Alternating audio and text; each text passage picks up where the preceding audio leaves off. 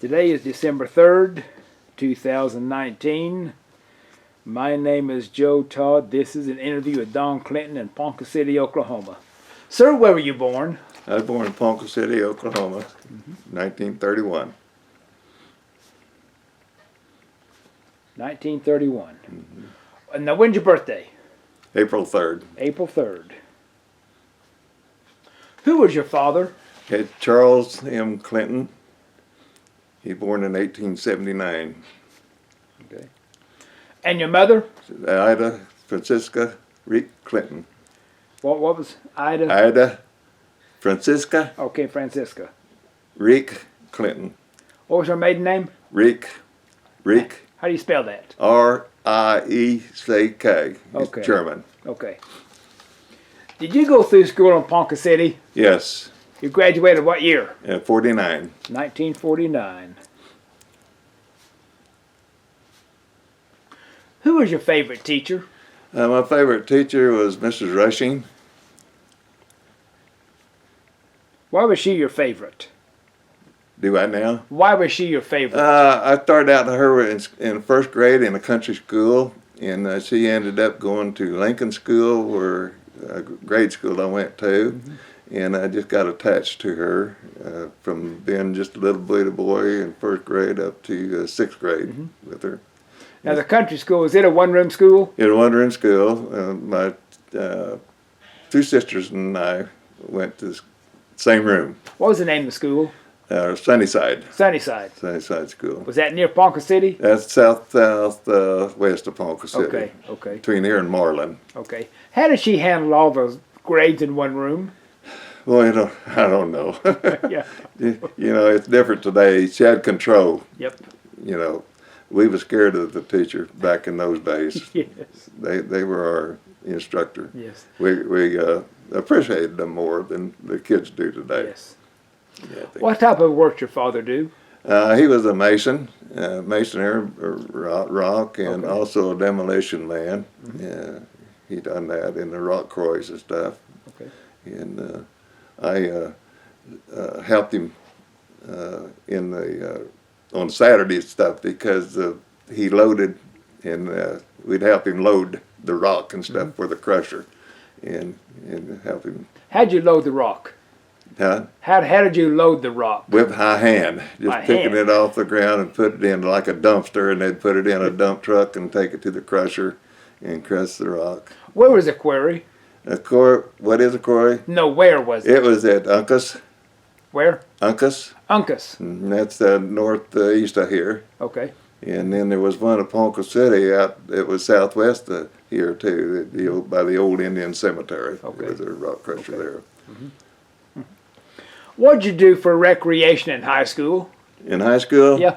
most of mine I had to after I got up for that age, I had to catch the school bus home because I had to work on the farm, and I didn't get to play baseball or football or anything like that. I love baseball, and we played baseball on the field at home and stuff all the time. But that's about it. What chores did you do in the farm? What chores? Well, I done milking, I done the feeding, and this sort of thing. And then in harvest time, of course we stacked the wheat then for the thrash machine, and then help load it on for the thrash machine, just like that. Going up. How many acres was the farm? 80. 80. We was sharecroppers for the Big V Ranch. Okay. For which ranch? Big V Big V? out of there at Marlin. Okay. Okay. Now, who plowed the fields? I can't think of his name now who done the plowing, but we done the harvest like the corn and all that kind of stuff. We hand picked it into the wagon and that sort of thing. And then we got on that 80 acres farm, a tornado came and blew the house and barn and all that stuff, destroyed it all. So we moved to another location, and it was just about 40 acres on it, but we had others we had to go do. Okay. When was the tornado? What year? Tornado would be when I was 8 years old, so that would have been about 38. 38, Okay. somewhere in there. Went through. Okay. It also got the railroad station and all that at the same time. Elevator, all at the same time. Who had the thrashing machine? There was just the ranch had the thrashing machine, Okay. and they come and did all that. The ranch hands and stuff like that done the plowing and the planting and stuff like that. And we just more or less just took care of it and done that. Did you help with the thrashing? Yeah. What did you do during thrashing time? With the pitchfork, throwing it on into the belts. How many men in a thrashing crew? Oh gosh, I can't remember just how many was there. Probably I'd say 12 Okay. would be round number on it. One time you got the loaders and bring them in and with the wagons and stuff and throwing it on it and everything. Do you remember when Japan bombed Pearl Harbor? I definitely do. What did you think when you heard about that attack? Do I now? What did you think? I didn't know what to think. When I started out like that, I worked in the restaurant, and the guy that I worked for was a Syrian, and he had a map on the wall from the war before Japan ever bombed Pearl Harbor, and I noticed them at my young age working that map to show where each thing was going on, and then I can't remember just where I was at when I heard bomb Pearl Harbor, but I knew then that my brother Rick was in ROTC, and I knew that they'd called him to active duty after that for World War II. Now you say you worked in a restaurant? I worked in a restaurant, and actually, when I was in the 7th grade in school, I started out walking from school to help them out at noon hour for my dinner. And in the summertime, they hired me, and I'd done the cooking. And the guy I worked for got everything ready, counted the money, put it in the cash register, and took off. What was the name of the restaurant? Star Cafe. Star Cafe. Star Cafe. Here in Ponca City? Here in Ponca City. Okay. They're on South 3rd. And he said he was from, he was a Syrian? Syrian. Okay. And Syrian Greek, about the same Okay. thing on the restaurant and everything. And we just served the hamburgers, hot dog, conies, stews, this sort of stuff. But he prepared it, and I just served it and worked the cash by myself. At that age, leave in the morning, come back, close out the cash registers at night and stuff. Now, how did rationing affect you during the war? The rations? Yes. We didn't, we always had a big garden. We never, the only thing that we had to buy was sugar and flour and stuff like that. The rest of it we had the vegetables. My mom canned, I don't know how many quarts of food she canned every year. We always raised a real big garden. Yeah. And I had number 12 of 13 kids. So it took a lot of food. Now, did you help with the scrap metal drives, the rubber drives during the war? The scrap metal, that there, in the schools. You know, we had to deal with Lincoln School. I remember we had a real big high pile of metal that all of us kids and stuff gathered up and got to it. Was it on the school ground? On the school ground. Okay. Where was that scrap metal taken? Do you know? I don't know just exactly where it was processed at. I know they come in there with 2 big trucks and picked it up one weekend, and because us kids were there to watch them do that, to load it up. Okay. So, what'd you do in VJ Day when the war ended? I was working at that particular day. I was working in a watermelon stand, selling watermelon, and all at once I seen all the cars and stuff honking and going up and down Grand Street, and I didn't know what was going on. And then I found out that it was VE Day, so we just fell in just like a bunch of kids, you know. Yeah. Was there a big celebration in Ponca City? Big celebration. Oh, yeah. Okay. Yeah, a lot of noise noise on it. What'd you do after high school? After high school, I became a carpenter, and I was hired by Doc Williams, and he took me under his wing, and he taught me everything he could teach me. And at that time, I thought that he was being cruel to me because he didn't do that to make guys that worked there go to his house at night on their own time, you know, but he was building me up and taking care of me like a son. Yeah. And then I went to work for his son in the cabinet shop, and that's where I learned to build cabinets and Okay. this sort of thing. And I did that, and then I got into the garage door business. I ran a garage door business for 22 years, and I installed garage doors all over northern Oklahoma. And then I started building homes, and I can't tell you how many I built. I built in Blackwell, Ponca City, and I built two, one in Stillwater for my brother and one in Oklahoma City for my brother. And but I did that up to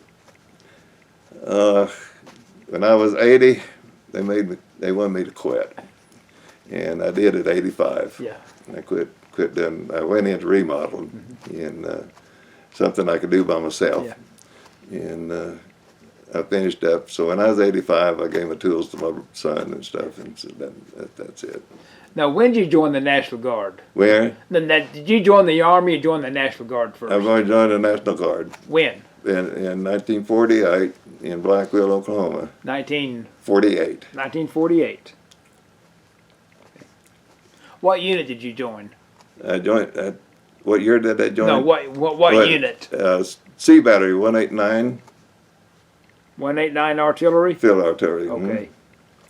Did you have a basic training? I was basic training at Fort Sill. Fort Sill. Took Tell my me- artillery training. Tell me about basic. Oh, basic. What am I doing here? You know, and but I liked it. I liked it real. I guess I was born military because I liked the military thing that we did. Okay. That's the reason I stayed so long. Yes. What type of training did you have in basic? Basic on it was just on the guns. Actually, there's the 105s that we trained on in the under, and then of course the other is military courtesy and all this kind of stuff that we did that goes along with it. But our training was basically on the 105 howitzer.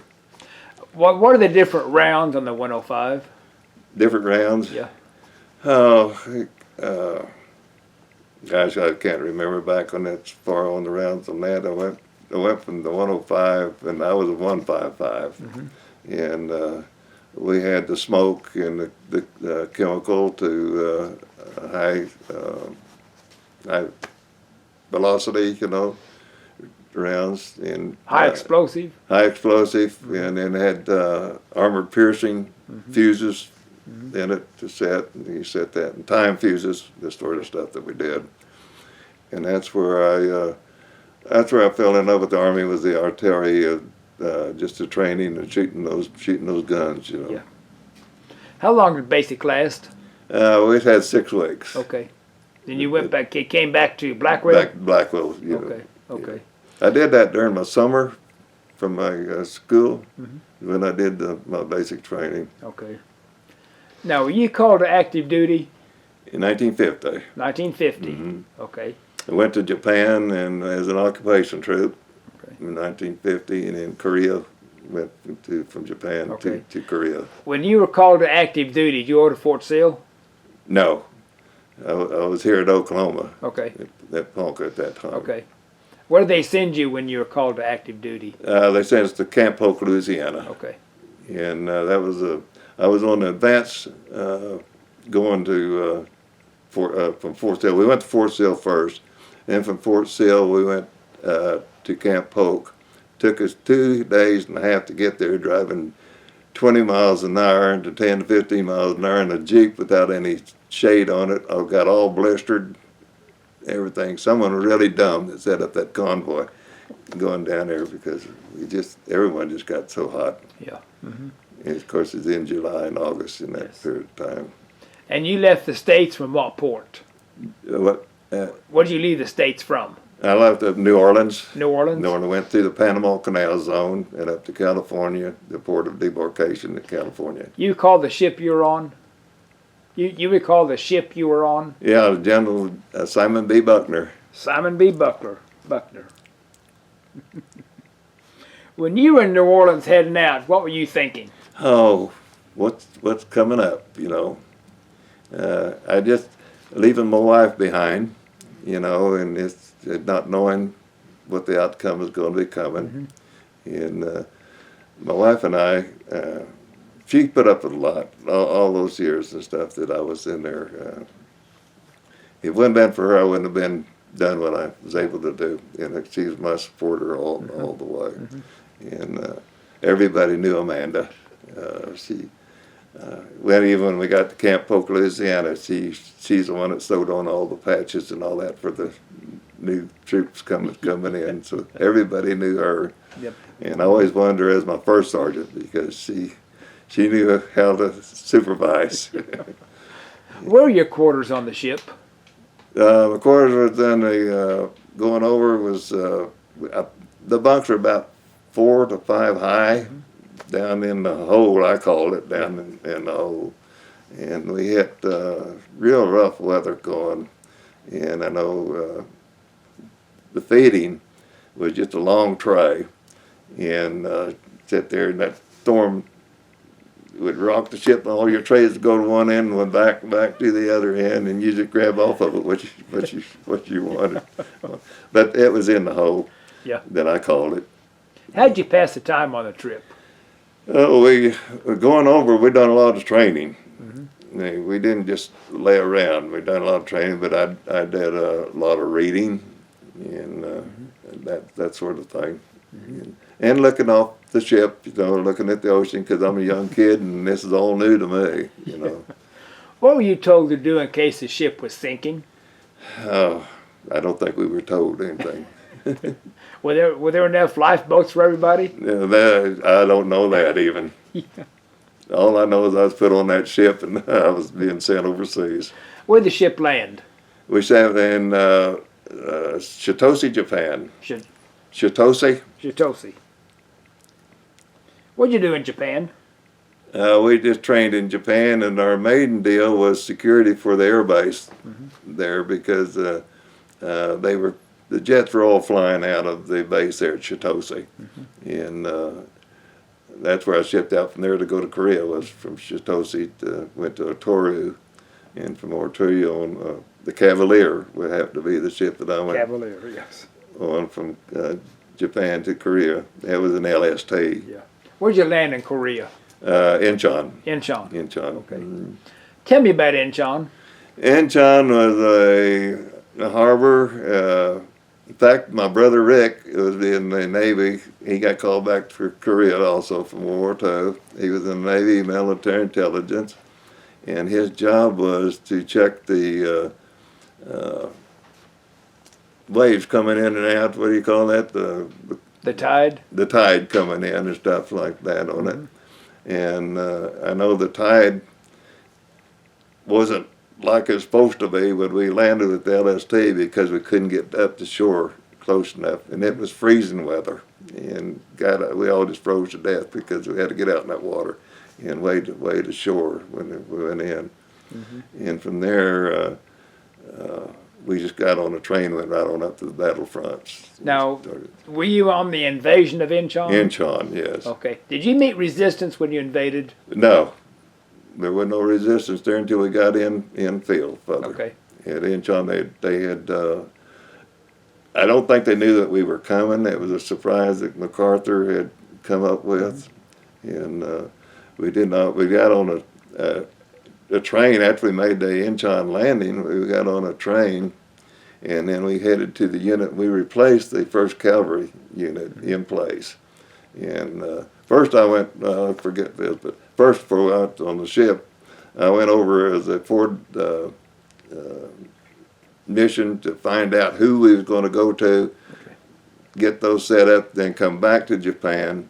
And we flew over there and then come back to Japan after we made contact with the 1st Cavalry. Okay. And to change our equipment over to them and them to us. Okay. And that's where we went. Once we got into Korea, we got on a train, went right to the 1st Cavalry unit, took over. They got on the train and left, went back to Japan, and took over our equipment in Japan. So what'd you do in Korea? In Korea, I was a chief of gun section. I'm Chief of Gun Chief of Section. gun section. 105s? 155. 155s. At 155 toed. Okay. Okay. Now, are you behind the front line with the guns? Yes, behind the front lines. And on mine, again, I had a reputation of being the best supervised one, and that had disadvantages because we got all that stuff that you had to go up ahead of the line. We always drew that stuff, and it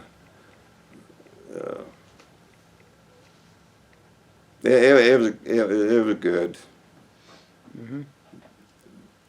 A lot of it was, of course, it was a workhorse because in the summertime it was mud, and you had to put logs behind it to keep it from sliding back. And in the wintertime it was frozen, and you had to take dynamite and take a fire and get a rod hot and get it where we could put that charge down in a roll hose to put our spades in that ice and stuff. So it was a workhorse. Mm-hmm. Every season there was something on it. How far behind the front line were the guns? We were down probably 4 miles Okay. in that distance. Now, how far would a 155 They fire? would shoot 18 miles. 18 miles. Okay. Now I did observing work. That's one way I got my commission. Was Okay. I was a forward observer and directed fire on the Now, target. what does a forward observer do?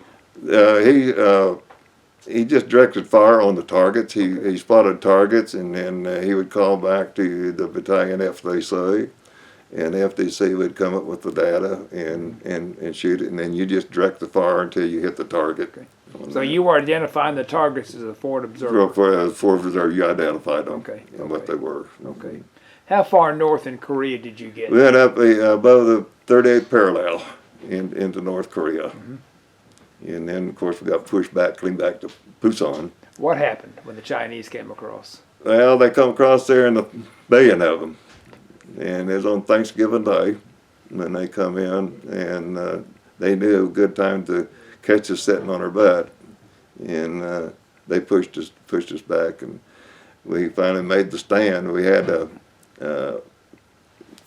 different lines that we had that we was to protect, and we got to the last one that was do or die. And before we got to that point, we was able to make our counterattacks and start going back north again. And you were pushed down where? To Pusan. To Pusan. Now, how did you counterattack? Oh, it just, and the artillery part on it, we just fired where they needed the fire support. And of course the counterattack is all infantry, and the Marines and the Army, and then Air Force, of course, on the aircraft to do all the strafing and the bombing and stuff like that. I did a lot of that too as a forward observer, as I directed the aircraft in on targets with napalm bombs and stuff like that. Now, where were you when the Chinese came across? Where was I? You know where you were in Korea? Probably at Chorwan. Chuan? Chorwan, I think that's the name of the place. Is that near the Chosin Reservoir? Yeah, right. Yes. Okay. Yeah, So what did you think when the Chinese came across? Oh man, I had they just come across the screaming, and it just nerve wracking is what it was. Yeah. What were you thinking? Oh God, is this it? Oh Lord, watch over me, watch over us, because the odds were so great, How far is it from the Chosin Reservoir down to Pusan? Oh, I can't really tell you. This has been 70 years ago. Oh, yes. There's a lot of these things I can't remember. Okay. It's how far the distance and the towns and stuff. They slip your mind anymore. So how far back north did you go? How far north? From Pusan, where'd you go? How far north? From Pusan, we went clean on north of 30th parallel again. Okay. Went to Seoul and retook Seoul again, and went on up to 30th parallel, and then they started their negotiating stuff, and we had some of the worst battles after that started than we did during the war, because they wanted to hold Seoul land and we wanted to hold territory, and they wanted that territory, and so it was just a waste of life, really. It was just a waste of life. Was Seoul pretty well torn up? It was really destroyed. It was. It was destroyed. So was Incheon. Incheon was totally destroyed. And course, it's one of the most modern countries in the world today. Yes. And so I don't know what happened again now. They, of course, in 1950, Korea was just way back in history. You know, there was nothing dirty, filthy, living conditions and all that stuff. Now look at them today. They got lots of stuff better than what we got because we bought and paid for it. Have any contact with the local people in Korea? Did I have any contact with them? The only time we had that in Korea was the refugees coming through, and personal contact with them. No, I did not have personal. I've seen them, worked around them, and we put them in a fenced off location because there's so many of them, and I know they would try to break across the fence to get to the food that we had and everything. And mud, they had to live in mud, you know. It was a terrible environment that they had to go through. And you had to really watch them too because their infiltrators would be right in there with them, you know. And it might be in a baby buggy with a machine gun, and you never knew. So it was a different life, you know. How long were you in Korea? I was in Korea. I went in yonder in December, and I stayed in there until, let's see, I had summers, fall, winter, and spring. And I come out of there would be, because I landed in San Francisco. I landed in San Francisco in July. Okay. So it'd been 8 months. So July of 51? Yeah, 51. Okay. So tell me about the trip home. Ship home was the longest trip I ever had in my life on that board ship. Yeah, I thought we was never going to make it. And finally, when we got to San Francisco, they told us that they were not going to stop and let us get off the ship until we scraped and cleaned and got that ship all up too. And then when we got on ship, my sister happened to be working at Port of Debarkation. So she knew I was on board ship coming in. So she had made arrangements, and I had got off the ship and went to the mess hall. And I just got my food down there with fresh milk and all that good stuff, a beautiful tray of food. And I got my call to report to the orderly room immediately. So I had to get up from that. When I got down there, it was my sister and her husband down there. So I got to go home with them that night. And I got to call my wife, Amanda, from there for the first time I talked to her in the time. And she had my daughter while I was going. And she was 8 months old when I saw her. And anyway, I come from there to Fort Sill and got to Fort Sill. And then I got out from the military for about 6 months. And I went to work for Continental, and I decided that is not the job I wanted in life. So I joined back in the military. And I'd like to ask, what's your best memory of Korea? best memory of Korea? I don't really know if I really got a best. To me, it was just freezing.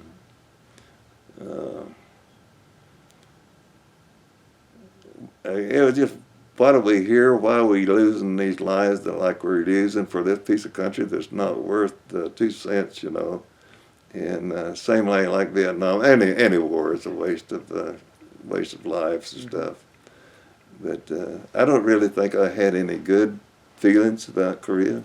What's your worst memory of Korea? Seeing those that were lost their legs and arms and stuff like this, the wounded, is the worst. And I come out of it without any of that, you know, and those my friends and stuff did. And you wonder why. But that's just the way things go, you know. So when did you get back in the Guard? I got back in the Guard again in 1952. 1952. And I stayed there from there on to 1991. Okay. And you joined the same unit, 189? Yes, joined the Okay. same unit. Okay. So, What'd you do when you got back in the Guard? Same thing? I was chief of section. I went chief of fire and battery when I got back in. I went from chief of section, and they recruited me back in as chief of fire and battery. And then from there, I was a first sergeant. And then after I made first sergeant, I got my direct commission and become a second lieutenant. And from there, I was really nothing except a go-getter boy. Have to go to officer's basic? You have to go. I didn't go to officer's basic. Okay. I didn't go to OCS. I didn't go. I went just directly to an officer Okay. from first sergeant. And did a combat commission deal on the thing. And anyway, I went from there, and then I went to school, Fort Sill. Went to school and got trained in the artillery as an officer of our field artillery basic course. Okay. And I was down there for 4.5 months at Fort Sill going through that. And when I come back, I was a first lieutenant and became the battery executive officer. And that was the best job I liked in the field artillery. Of all that I did was being an executive officer, because that's when you trained the units, and that's when you could see what you could do. And then I went back to the advanced course, and that was a 6-month tour. And I got promoted to a captain, and also qualified me up to a major. Now, what'd you do in the advanced course? What type of training did you It was just, well, like FDC, fire direction, tactics, survey, map reading, on the guns, all this stuff. Just everything combined together. Okay. And when you got through with that, you were fully trained to be an artilleryman. What guns did you have? Down there training, we had 105s again. 105s, in the training. Okay. And that's just what the base always used on all their schools and stuff.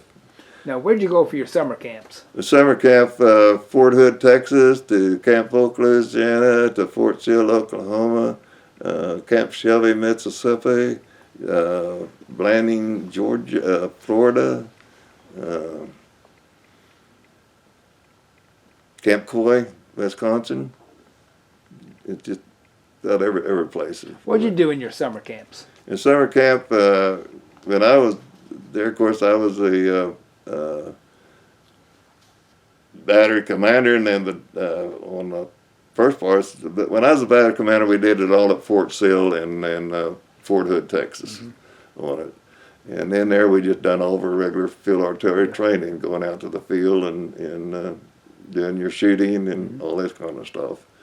And then you'd always have your battery test, and you'd have competition against each other. And luckily, my unit, we won quite a few of the first place awards and stuff on it. And How do you win the first place award? by being, you got a test that you got to take. First is setting in on target, hitting, getting equipment set up, hit first rounds, get out on the target, see who gets there the first, you know, and just do your mission. Okay. And a lot of times I've done a lot of stuff like night movements and stuff like be raining and stuff. I would take and make a mud track to get to my area where I was going to go. And then I didn't have no problem setting up at night and this sort of stuff. And just outthinking one another is how you win first place. You ever thought you'd be called to active duty again? Do I? Were you called to active duty again? Yes. When? Well, whenever they Vietnam Okay. deal broke out. And I went to Fort Sill, but I didn't go to Vietnam. All I did was train them in observing how to observe field artillery. Okay. You know, they'd send them to Fort Sill. We'd do the training there. Along with them, we also had Korean, and we also had German soldiers that we trained at the same time. What did you think of Vietnam? Again, that's another Korea. It was a waste of life to me, real waste of life. How long were you on active duty during Vietnam? 18 months. 18 months. Yeah, in 64 and 65. Yeah. Okay. Then came back to Ponca City. Yeah. Okay. Okay. And then I come in I went through all of that, and then I come through from a battery commander. I went from battery commander to battalion, and I was the battalion liaison officer, and I was a battalion S1, which was paperwork. The S2 was the intelligence officer, and then I was the S4, which is your supply and equipment. In S3, I was a trainer of all the training, and then I became the battalion exec officer, and then I was transferred to brigade.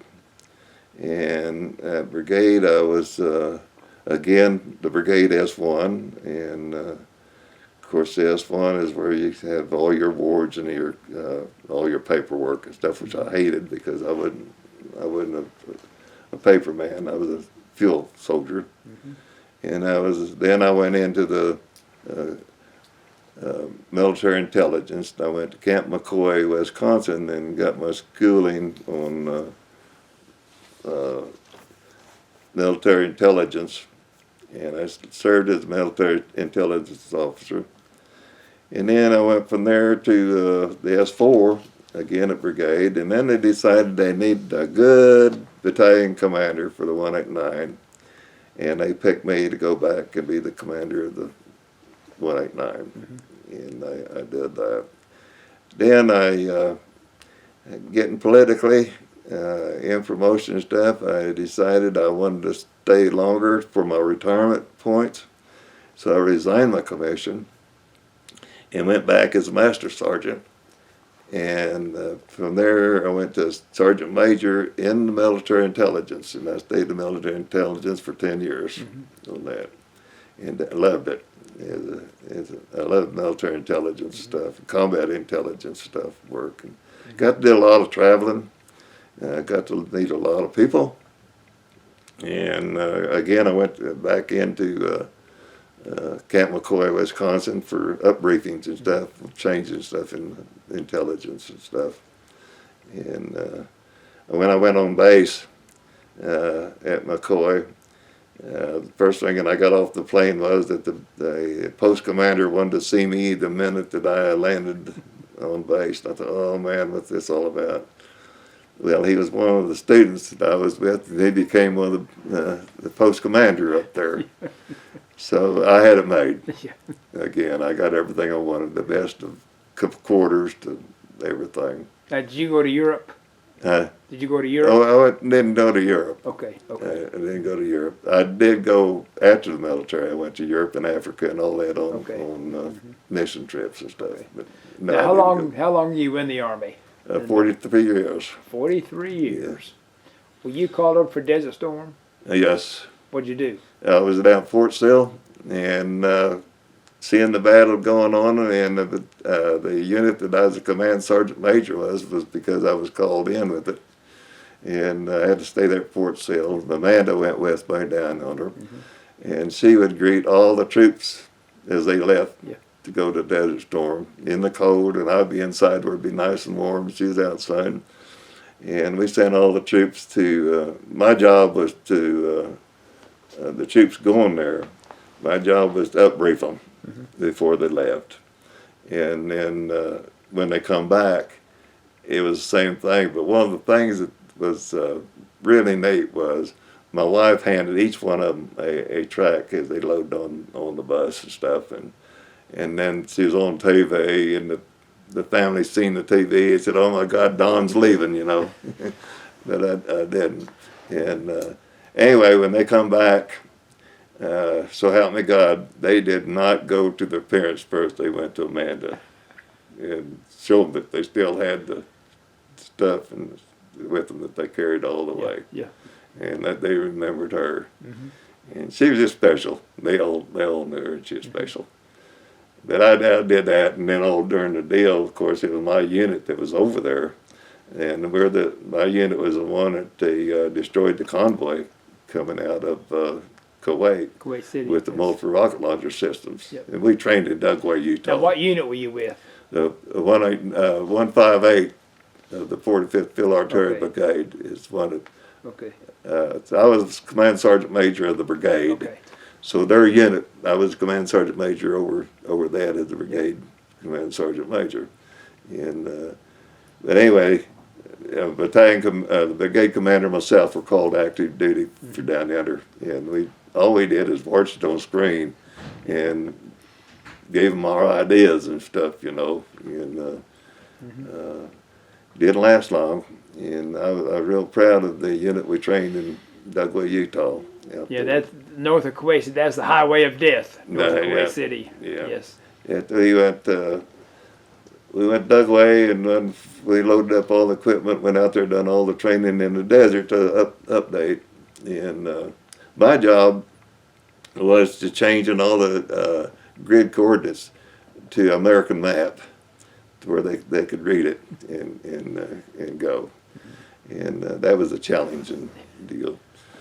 Was that during Desert Storm? Huh? Was There's a storm, yeah. Okay. Okay. And of course, the equipment that we had then, you could go anywhere in that desert and stop and push the button and tell you right exactly where you were in the middle of the desert to shoot. And we learned doing that out at Dugway, Utah, in the desert. So, and when were you discharged? Your last discharge? I was discharged at Fort Sill in April of 1992.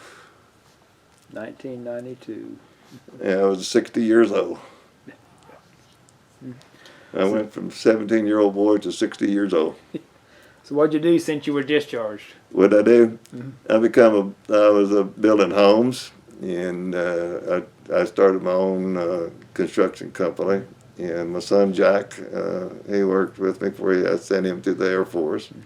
And then when he got out of the Air Force, he come back and he worked for me and that. And then I turned the business over to him when I was 85. Okay. And I still keep active today. What do you do? Well, today, right now, I've got the two-car garage back there in the back that I've converted into a living quarters by adding a bedroom and a bath to it for a caregiver. I'm not going to go to a nursing home. I've been there, and I spent some time in the nursing home. And I visit the VA homes because I got friends. And it's nothing more than a glorified nursing home. Same thing, underpaid help and too short of help. And I just decided that that's just not the place I'm going to go, as long as I've got it in control.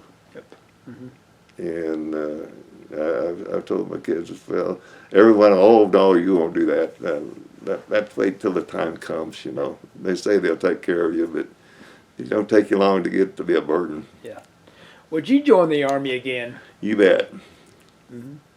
I'd like to do a word association. I'll give you some words and you give me your reaction. Okay. The first one is basic training. Basic training, what is it? What are you wanting? Yeah, but when you hear basic training, what's your reaction? A lot of work. Artillery. Artillery, glory.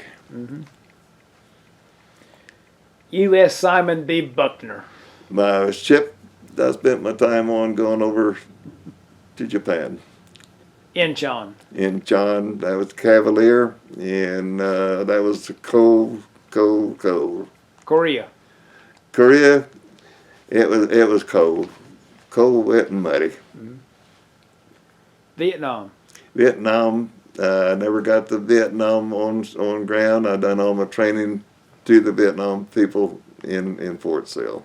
Desert Storm. Desert Storm, I've done at Fort Sill again, active duty, and all I've done was just give them my ideas on the computers and the equipment that we had down at Fort Sill. Of course, we could see the field, everything going on, and then we could make our decisions of what we wanted them to do. Franklin Roosevelt. Roosevelt, in fact, I got Roosevelt's Bible that Roosevelt gave to the military people. I got the Bible that he put out. I'll show it to you. I've got it in there for display.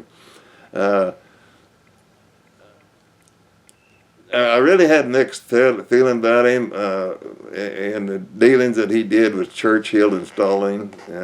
I think that he kind of let us down at the end of the war, too. Harry Truman. Truman, he was a mean sucker. I think he was probably one of the better presidents. He said it like he meant it. Yep. He was tough. I know his history of what he was, but as a president, he stood pat. I thought he was a good president. John Kennedy. He was one of the better. In fact, John Kennedy, when he was the day that he was assassinated, was the day that I ended up going call active duty to train the Vietnamese in artillery fire. When I was walking across the yard at noon, getting my quarters and stuff, one of the guys hollered and wanted to know if I heard the news. Yeah, well, then they shut everything down, for a week on the assassination and the parade and stuff.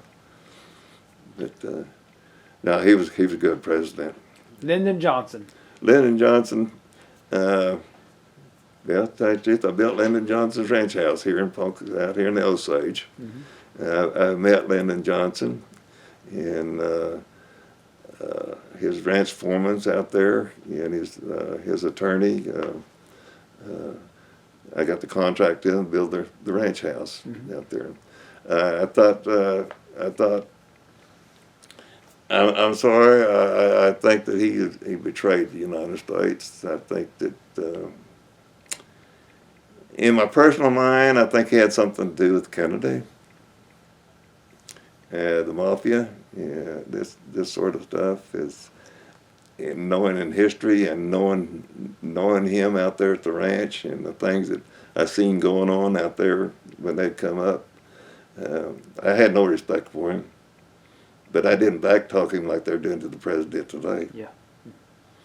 I think the people today that's backtalking him, they ought to be, something ought to be done to them. Yep.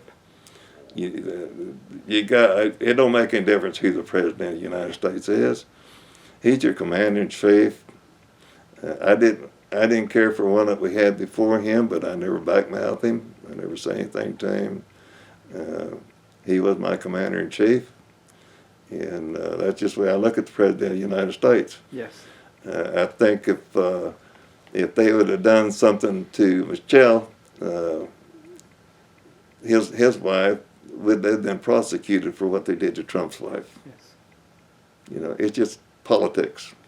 It's dirty, dirty, dirty politics today. And it's, I don't know. I don't know what the world's coming to. The way they're letting them get by with what they're doing on TV, bad mouthing our president. I just don't know.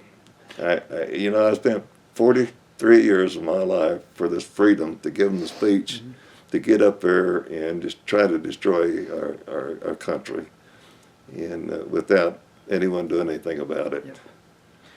Richard Nixon. Huh? Richard Nixon. Richard Nixon, I'm not too much informed on Richard Nixon. I do know that he was thrown out of office for doing the same thing they're doing today. It just depends on who you are in the political field on how it happens. I don't know. I'm not a politician, so I didn't keep up with politics. What was going on during his regime of president, and then of course Ronald Reagan come in, which made a different life, and then the Kennedys and all this kind of stuff. George Bush. Bush, I had breakfast with George Bush. I was one of them. We had this big campaign going on recruiting when it was tough time. And so those that we were going out and recruited, I came I went to a school and became the best speaker, you might say. So I got invited to the White House to breakfast with Bush on that. There were 12 of us that got that. So I had met him personally, and it was an honor. Yes. And that's just like Jack, my son there, when Clinton was the president.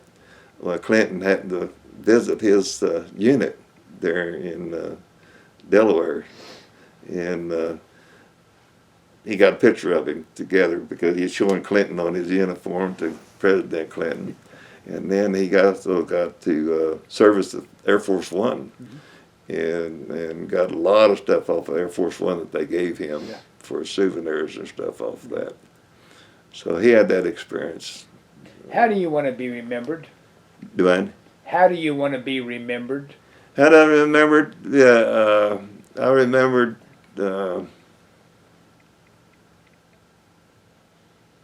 I've always took care of people. You know, I'm not a hero. I don't never think of the hero. I think I'm a good father, and I think I'm a good grandpa. And other than that, I just rather be remembered as a good dad. Anything else you want to talk about? Do I? Anything else you want to talk about? Anything else I want to talk about? No, I don't know. Well, sir, this is an excellent interview. Well, good. I want to thank you for your service and thank you for the interview. For the interview, I enjoyed that. I didn't know what to expect, and I do have a bunch of the stuff in there laid out for you to see. Again, My uniforms. Today is December 3rd, 2019. My name is Joe Todd. This has been an interview with Don Clinton in Ponca City, Oklahoma. Thank you. We got